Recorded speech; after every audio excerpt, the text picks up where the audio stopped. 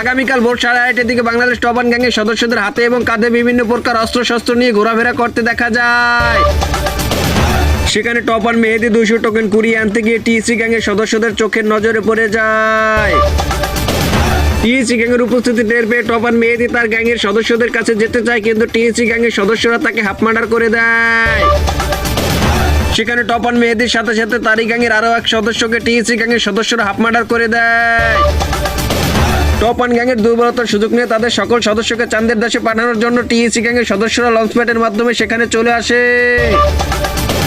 TSC গ্যাংয়ের সদস্যরা সেখানে পৌঁছাতেই টপান গ্যাংয়ের সদস্যরা তাদের উপরে কাউন্টার অ্যাটাক করে দেয় এবং তাদেরকে উদুম কেলানি দিয়ে সেকেন্ডের ভিতরে চাঁদের দেশে পাঠিয়ে দেয়। গোপন সূত্রের ভিত্তিতে জানা যায় টপান গ্যাংয়ের দুর্বলতার সুযোগ নিতে এসে টিএসসি গ্যাংয়ের সদস্যরা এই ম্যানকের চিপায় পড়ে যায় এবং টপান গ্যাংয়ের হাতে মারা খেয়ে যায়। তবে টিএসসি গ্যাংয়ের সদস্যরা জানান তারা সেখানে থার্ড পার্টি